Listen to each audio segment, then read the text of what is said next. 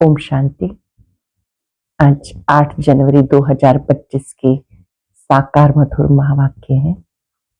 आज की मधुर मुरली में बाबा ने बहुत सुंदर राज खोला। आप अपने आप को कैसे राज तिलक देते हो।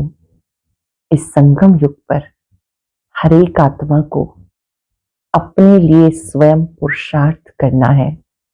कदम कदम श्रीमत पे चलना है। इस श्रीमत से आपको 21 पीढ़ी का सुख मिलता है। बाबा से कृपा व आशीर्वाद नहीं मांगना, कदम कदम पर बाबा को फॉलो करना है। जैसे ब्रह्मा बाप ने अपना सब कुछ कुर्बान किया, ऐसे ही महादानी बनना है। गाया जाता है, किसी की दबी रहेगी धूल में, किसी की राजा खाई, किसी की चोर लूट ले गए तो किसी की आग जलाई, सफल होगी उसकी जो ईश्वर अर्थ लगाई। इस समय आपको अपना सब कुछ तन मन धन स्वयं सेवा में लगाना है। आप ब्राह्मण आत्माएं इस यज्ञ में अपना ही तन मन धन सफल करती हो। इस एक जन्म में देही अभिमानी बनने का पुरुषार्थ करना है। आधा कल्प देह भान में रहे, देह अभिमान में रहे, अब देही अभिमानी बनना है। ऐसा योग कमाना है जो कर्मातीत बन जाए, कोई सजा ना खानी पड़े। फिर कोई 8 की माला में आते, कोई 108, कोई 16,108। बाबा कहते जो कुछ भी आप करते हो ये स्वयं के लिए करते हो, जितना चाहे उतना प्राप्त करो। बाबा तो राय देते हैं, सेंटर खोलो, यूनिवर्सिटी खोलो, बहुतों का कल्याण करो, क्योंकि आप सबके लिए मैसेंजर हो, पैगंबर हो। सबको पैगाम देना है, कोई भी रह ना जाए। बाबा आकर जो तुम्हें सत्य बातें सुनाते हैं, इन्हें अच्छी रीति धारण करो। ये श्रीमत कल्प में एक बार मिलती है और ये जो बाप दादा का राज है, ये किसी भी शास्त्र में लिखा हुआ नहीं है। निराकार परमात्मा ब्रह्मा तन के द्वारा तुम्हें समझाने देते हैं, पैराडाइज स्थापन करते हैं, राजयोग सिखाते हैं। शिव बाबा स्वयं आते हैं राजधानी स्थापन करने के लिए, पैराडाइज बनाने के लिए। उस पैराडाइज में वही जा सकते हैं जो राजयोगी बनेंगे, योग के द्वारा अपने पाप कर्मों का नाश करेंगे। सुनते हैं बाबा के मधुर बोल। बाबा कहते मीठे बच्चे, बाप की श्रीमत तुम्हें 21 पीढ़ी का सुख देती है। बाप की श्रीमत तुम्हें 21 पीढ़ी का सुख देती है। इतनी न्यारी मत बाप के सिवाय कोई दे नहीं सकता। तुम श्रीमत पे चल रहो, श्रीमत पर चलते रहो। बाप की श्रीमत 21 पीढ़ी का सुख देती है। इतनी न्यारी मत बाप के सिवाय कोई दे नहीं सकता। तुम श्रीमत पर चलते रहो। क्वेश्चन है, अपने आप को राज तिलक देने का सहज पुरुषार्थ क्या है। अपने आप को राज तिलक देने का सहज पुरुषार्थ क्या है। अपने आप को राज तिलक देने के लिए बाप की जो शिक्षाएं मिलती हैं उन पर अच्छी रीति चलो। इसमें आशीर्वाद व कृपा की बात नहीं। दूसरी बात, फॉलो फादर करो, दूसरों को नहीं देखना, मन मना भव। इससे अपने को आप ही तिलक मिल जाता है। पढ़ाई और याद की यात्रा से तुम बेगर टू प्रिंस बनते हो। पढ़ाई और याद की यात्रा से तुम बेगर टू प्रिंस बनते हो। गीत है ओम नमो शिवाय। ओम शांति। जब बाप और दादा ओम शांति कहते हैं तो 2 बार भी कह सकते हैं, क्योंकि दोनों एक में है। एक है अव्यक्त, दूसरा है व्यक्त, दोनों इकट्ठा है। 2 का इकट्ठा आवाज भी होता, अलग अलग भी हो सकता है। एक वंडर है, दुनिया में कोई नहीं जानते परम पिता परमात्मा इनके शरीर में बैठ ज्ञान सुनाते हैं। ये कहीं भी लिखा हुआ नहीं है। बाप ने कल्प पहले भी कहा था, अभी भी कहते हैं, मैं साधारण तन में बहुत जन्मों के अंत में इनमें प्रवेश करता हूं, इनका आधार लेता हूं। गीता में कुछ ना कुछ ऐसे वर्शंस हैं जो कुछ रियल भी हैं। ये रियल अक्षर हैं। मैं बहुत जन्मों के अंत में प्रवेश करता हूं, जबकि वानप्रस्थ अवस्था में है। श्रीमद् भगवद गीता में शब्द हैं कि मैं इनके बहुत जन्मों के अंत के भी अंत में आता हूं, जबकि इनकी वानप्रस्थ अवस्था होती है। इनके लिए ये कहना ठीक है। पहले पहले सतयुग में जन्म भी इनका है, फिर लास्ट में वानप्रस्थ अवस्था में है, जिसमें बाप प्रवेश करते हैं। तो इसके लिए कहते, ये नहीं जानते हमने कितने पुनर्जन्म लिए। ब्रह्मा वाली आत्मा भी नहीं जानती। ये शिव बाबा ने याद दिलाया कितनी बार पुनर्जन्म लिया। शास्त्रों में 84 लाख पुनर्जन्म लिख दिया। ये सब भक्ति मार्ग, इसे कहा जाता भक्ति कल्ट। ज्ञान, इस समय ज्ञान अलग है, भक्ति अलग है। ज्ञान कांड अलग है, भक्ति कांड अलग है। भक्ति करते करते उतरते आते हैं। ये ज्ञान एक बार मिलता। बाप एक ही बार सबकी सदगति करने आते हैं। बाबा आकर सबकी एक ही बार प्रारब्ध बनाते हैं भविष्य की। तुम पढ़ते ही हो भविष्य नई दुनिया के लिए। बाप आते हैं नई राजधानी स्थापन करने, इसलिए इसको राजयोग कहा जाता है। इसका बहुत महत्व है। बाबा का आना, राजयोग सिखाना, इसका बहुत महत्व है। क्या महत्व है? चाहते हैं भारत का प्राचीन राजयोग कोई सिखाए, परंतु आजकल ये सन्यासी लोग बाहर जाके कहते हैं हम प्राचीन राजयोग सिखाने आए हैं। तो ये भी समझते हैं हम सीखें, क्योंकि समझते हैं योग से पैराडाइज स्थापन हुआ। बाबा समझाते, योग बल से तुम पैराडाइज के मालिक बनते हो। पैराडाइज स्थापन किया बाप ने, कैसे स्थापन करते हैं वो नहीं जानते। ये राजयोग रूहानी बाप सिखाते हैं। राजयोग कौन सिखाते हैं? एक शिव परमात्मा। जिस्मानी कोई मनुष्य नहीं सिखा सकता।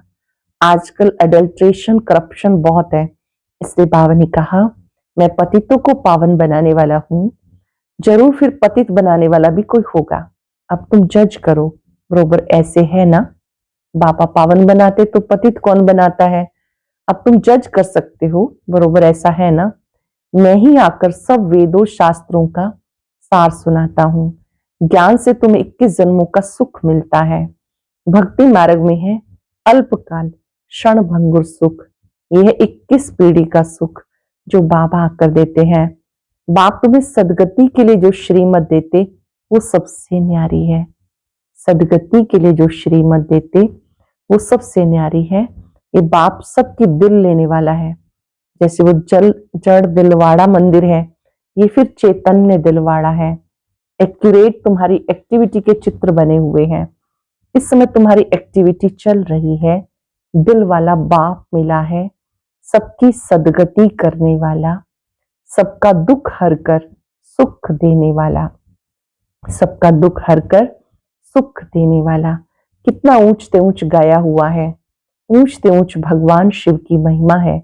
भले चित्रों में शंकर के आगे भी शिव का चित्र दिखाया। वास्तव में देवताओं के आगे शिव का चित्र रखना तो निषेध है। वो तो भक्ति करते नहीं। भक्ति ना देवताएं करते हैं, न सन्यासी कर सकते हैं। वो है ब्रह्म ज्ञानी, तत्व ज्ञानी। जैसे ये आकाश तत्व है, वैसे वो ब्रह्म महातत्व है। वो बाप को तो याद करते नहीं, ना उनको ये महामंत्र मिलता। ये महामंत्र बाबा आकर संगम युग पे देते हैं। सबका सदगति दाता एक बार आकर मन मनाभव का मंत्र देते हैं। बाबा कहते बच्चे देह सहित देह के सब धर्म त्याग, अपने को अशरीरी आत्मा समझ मुझ बाप को याद करो। करेंगे 5 सेकंड। देह सहित देह के सब धर्मों को त्याग, अपने को आत्मा समझो। मैं ज्योति सितारा हूं। टाइट हो।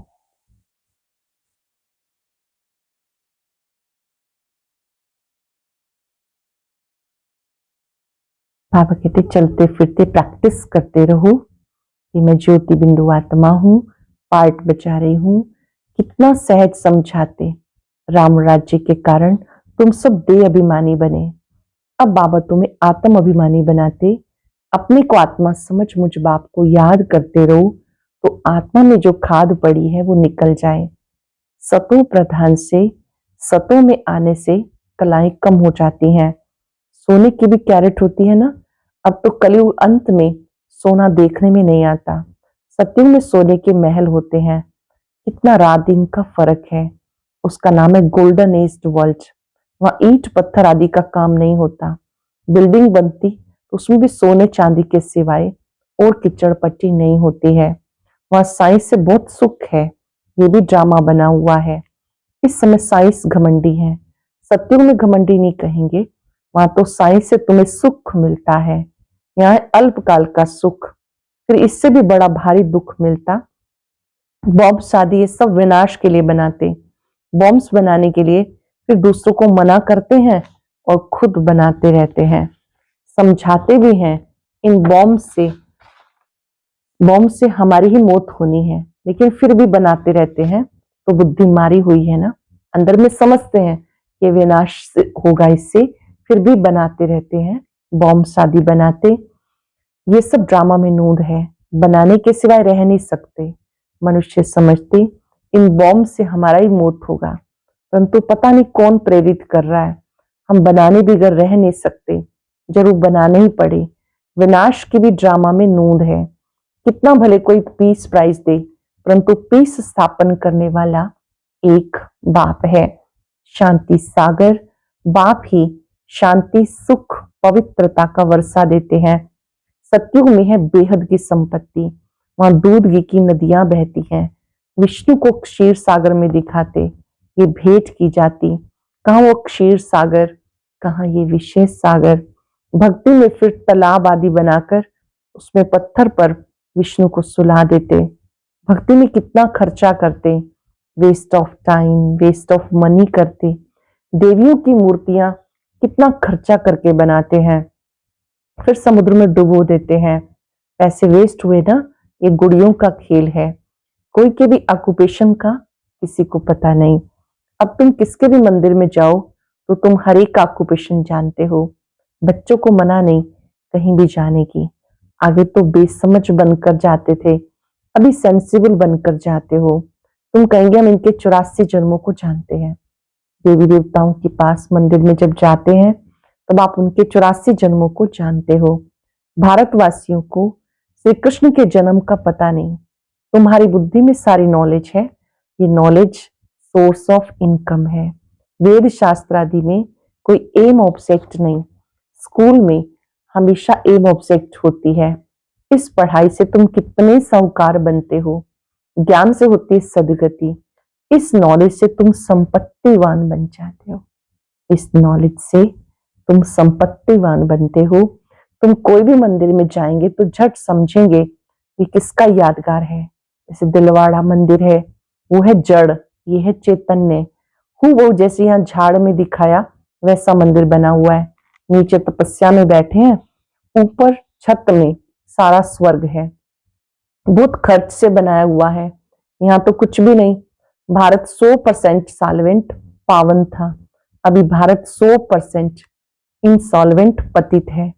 गरुड़ पुराण में बहुत रोचक बातें लिखी हैं। तुम ईश्वरीय संतान हो। ईश्वर है स्वर्ग स्थापन करने वाला, उसको ही हेवनली गॉड फादर कहते हैं। शिव बाबा ही आकर सतयुगी राज्य की स्थापना करते हैं। जितना करेंगे उतना पाएंगे। तुम माया पर जीत पाने के लिए पुरुषार्थ करते हो।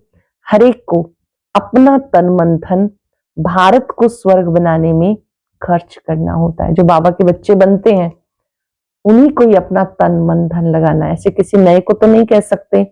लेकिन जो अपने को शिव बाबा का बच्चा समझते हैं तो अपना तन मन धन स्वतः ही सफल करते हैं। बाबा कहते जितना करेंगे उतना उच्च पद पाएंगे। यहाँ रहने का तो कुछ है नहीं, अभी के लिए ही गायन है। यहाँ तो कुछ बचेगा ही नहीं। गायन है, किसी की दबी रहेगी धूल में, किसी की राजा खाए। अब बाबा आया हुआ है तुम्हें राजभाग दिलाने। कहते अब तन मन धन इसमें लगा दो। इसने, ब्रह्मा ने सब कुछ न्यौछावर कर दिया। इसको कहा जाता महादानी।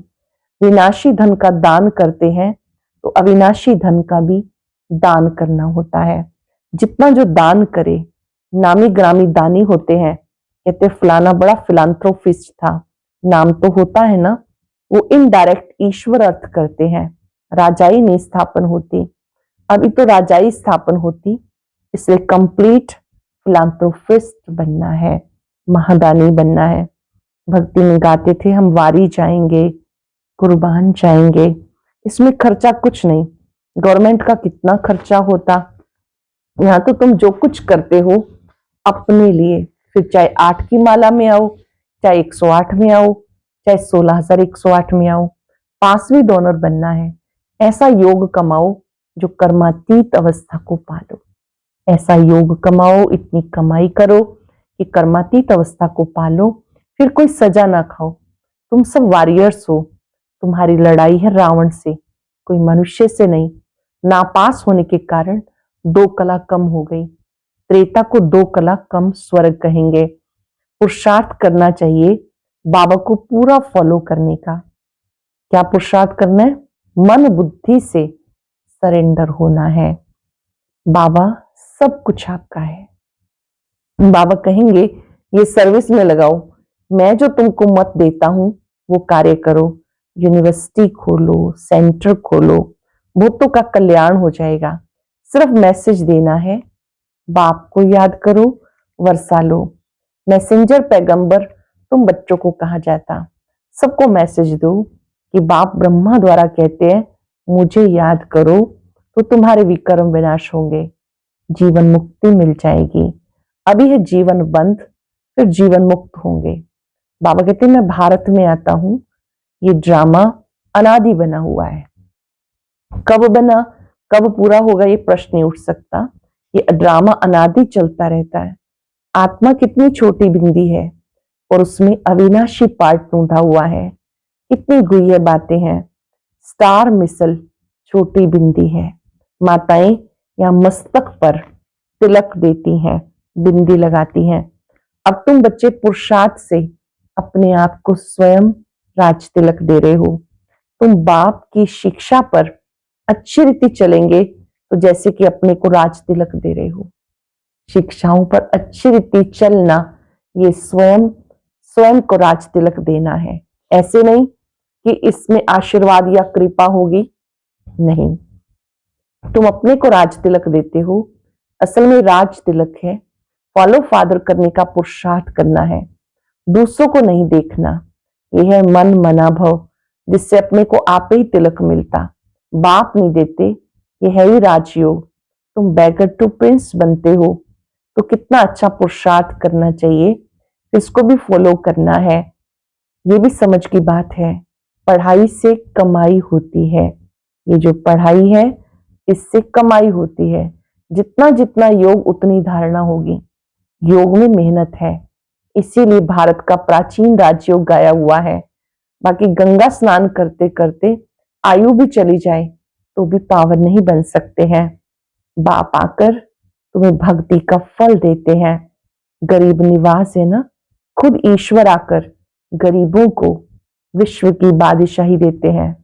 भारत जो 100% सॉल्वेंट था अब इंसॉल्वेंट बन गया। दान हमेशा गरीबों को दिया जाता। बाबा कितना उच्च बनाते हैं। ऐसे बाप को कितना याद करना चाहिए। भक्ति मार्ग में पहचान न होने के कारण उनको कभी बुलाते रहे तो कभी सर्वव्यापक कहा। अब बाबा कहते उन्हें कितना याद करना चाहिए। बाप बाप भी है, टीचर भी है, सतगुरु भी है। सिख लोग कहते सतगुरु अकाल, बाकी भक्ति के गुरु तो बहुत है। अकाल को तख्त सिर्फ ये मिलता, तुम बच्चों का भी तख्त यूज करते हैं। कहते मैं इनमें प्रवेश कर सबका कल्याण करता हूं। ब्रह्मा के मस्तक में बैठकर सबका कल्याण करता हूं। इस समय इनका ये पार्ट है, ये समझने की बात है नया कोई समझ न सके।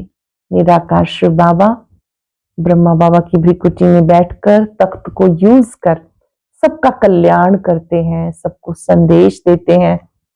अब बाबा कहते नया कोई ये बात समझ ना सके। अच्छा, मीठे मीठे सिकलते बच्चों प्रति माता पिता बाप दादा का याद प्यार, गुड मॉर्निंग। रूहानी बाप की रूहानी बच्चों को नमस्ते। रूहानी बच्चों की रूहानी बाप दादा को याद प्यार, नमस्ते, गुड मॉर्निंग। शुक्रिया बाबा, शुक्रिया। धारणा के लिए सार। पहली पॉइंट है, अविनाशी ज्ञान धन का दान कर महादानी बनना है। जैसे ब्रह्मा बाप ने अपना सब कुछ इसमें लगा दिया, ऐसे फॉलो फादर कर राजाई में ऊंच पद लेना है। सजाओं से बचने के लिए ऐसा योग कमाना है जो कर्मातीत अवस्था को पाले। सजाओं से बचने के लिए ऐसा योग कमाओ जो कर्मातीत अवस्था को पाले। पासवी डोनर बनने का पूरा पूरा पुरुषार्थ करना है, दूसरों को नहीं देखना। अटेंशन से सुनेंगे। अविनाशी ज्ञान धन का दान कर महादानी बनना है। जैसे ब्रह्मा बाप ने अपना सब कुछ इसमें लगा दिया, ऐसे फॉलो फादर कर राजाई में ऊंच पद लेना है। सजाओं से बचने के लिए ऐसा योग कमाना है जो कर्मातीत अवस्था को पाले। पासवी डोनर बनने का पूरा पूरा पुरुषार्थ करना है, दूसरों को नहीं देखना। बहुत ही सीखने योग्य बात आज वरदान में बाबा ने समझाई। कड़े नियम और दृढ़ संकल्प द्वारा अलबेलेपन को समाप्त करने वाले ब्रह्मा बाप समान अथक भव। कड़े नियम और दृढ़ संकल्प द्वारा अलबेलेपन को समाप्त करने वाले ब्रह्मा बाप समान अथक भव। ब्रह्मा बाप समान अथक बनने के लिए अलबेलेपन को समाप्त करो। इसके लिए कोई कड़ा नियम बनाओ, दृढ़ संकल्प करो। अटेंशन रूपी चौकीदार सदा अलर्ट रहे तो अलबेलापन समाप्त हो जाएगा। अटेंशन रूपी चौकीदार अलर्ट रहे तो अलबेलापन समाप्त हो जाएगा। पहले स्वयं के ऊपर मेहनत करो, फिर सेवा में, तब धरनी परिवर्तन होगी। पहले स्वयं के ऊपर मेहनत करो, फिर सेवा में, तब धरनी परिवर्तन होगी। अभी सिर्फ कर लेंगे हो जाएगा, इस आराम के संकल्पों के डंलप को छोड़ो। करना ही है, कर लेंगे हो जाएगा, इस आराम के संकल्पों के डंलप को छोड़ो। करना ही है, ये स्लोगन मस्तक में याद रहे तो परिवर्तन हो जाएगा। करना ही है, इसमें दृढ़ता की शक्ति नजर आती है। अपने आप को प्रोग्राम देना है, कल्प कल्प किया है, हो जाएगा। इससे अलबेलापन भी समाप्त हो जाएगा। अपने लिए स्वयं कड़े नियम बनाएं, दृढ़ता से पालन करें, आत्मविश्वास बढ़ेगा। मुख्य बात है अलबेलापन जो हम सबको आगे नहीं बढ़ने देता। इस आलस अलबेलेपन को जीतने के लिए कड़े नियम चाहिए, करना ही है। ब्रह्मा बाप समान अथक बनने के लिए अलबेलेपन को समाप्त करो, कोई कड़ा नियम बनाओ, दृढ़ संकल्प करो। अटेंशन रूपी चौकीदार अलर्ट रहे तो अलबेलापन समाप्त हो जाएगा। पहले स्वयं के ऊपर मेहनत करो, फिर सेवा में, तब धरनी परिवर्तन होगी। अभी सिर्फ कर लेंगे हो जाएगा, इस आराम के संकल्पों के डंलप को छोड़ो। करना ही है, ये स्लोगन मस्तक में याद रहे तो परिवर्तन हो जाएगा। स्लोगन है समर्थ बोल की निशानी, जिस बोल में आत्मिक भाव और शुभ भावना हो। समर्थ बोल की निशानी, जिस बोल में आत्मिक भाव और शुभ भावना हो। अपनी शक्तिशाली मनसा द्वारा सकाश देने की सेवा करो। जितना जितना समय समीप आता जा रहा है, उतना व्यर्थ संकल्प बढ़ रहे हैं, लेकिन ये चुकतू होने के लिए बाहर निकल रहे हैं। उनका काम है आना, आपका काम है उड़ती कला द्वारा, सकाश द्वारा परिवर्तन करना। घबराओ नहीं, उसके सेक में नहीं आओ। उनका काम है आना, आपका काम है उड़ती कला द्वारा, सकाश द्वारा परिवर्तन करना। घबराओ नहीं, उसके सेक में नहीं आओ। आज हम दृढ़ संकल्प करेंगे, मैं ब्रह्मा बाप समान अथक सेवाधारी हूं। जरा भी अलबेलापन नहीं, आलस्य नहीं, कमजोर विचार नहीं। ब्रह्मा बाप अंतिम दिन तक भी अथक रहे, एक्टिव, अलर्ट रहे। जरा भी अलबेलापन नहीं आया। मैं ब्रह्मा मुख वंशावली ब्राह्मण ब्रह्मा बाप को फॉलो करने के लिए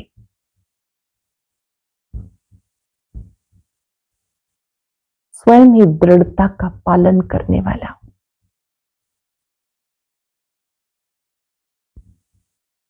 मैं दृढ़ संकल्पधारी आत्मा हूं।